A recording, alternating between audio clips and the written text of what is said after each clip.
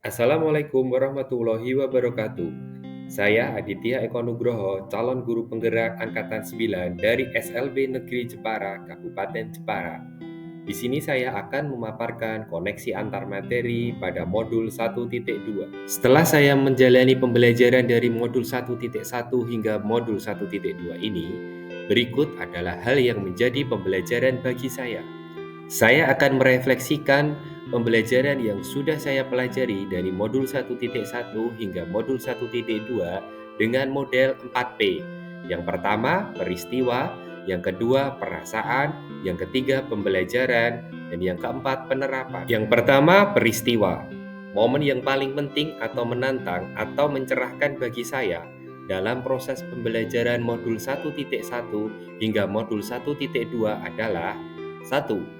Pada modul 1.1, saya belajar sebagai pendidik diharapkan dapat menerapkan pemikiran filosofi Ki Hajar Dewantoro, yaitu pembelajaran yang berpihak pada murid, serta bagaimana saya menerapkan bahwa dalam proses pembelajaran harus sesuai dengan kodrat alam dan kodrat zaman. Tantangan melakukan aksi nyata di mana merupakan penerapan dari filosofi pemikiran Ki Hajar Dewantoro. Yang kedua, pada modul 1.2, saya mempelajari nilai dan peran yang harus dimiliki oleh guru penggerak.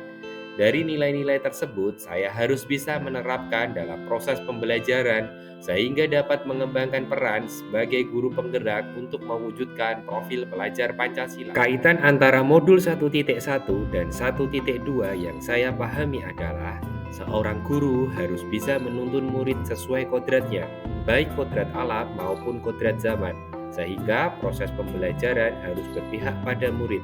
Hal ini merupakan salah satu nilai yang harus dimiliki guru penggerak agar bisa menjalankan perannya dalam mewujudkan profil pelajar Pancasila. Yang kedua, perasaan. Saat momen itu terjadi, saya merasa seperti bagai gelas kosong yang diisi dengan banyak ilmu. Saya merasa banyak hal yang belum saya ketahui dan saya miliki. Kedepannya, saya akan lebih mengembangkan pembelajaran yang benar-benar bermanfaat dan menerapkan pembelajaran yang berpihak pada murid, selaras dengan kodrat alam dan kodrat zaman, dan saya merasa tertantang untuk memahami nilai-nilai dan peran guru penggerak. Yang ketiga, pembelajaran. Sebelum saya memahami tentang pemikiran Ki Hajar Dewantoro, pembelajaran yang saya terapkan masih berpusat dari guru. Belum menggunakan metode, model, dan media pembelajaran yang inovatif.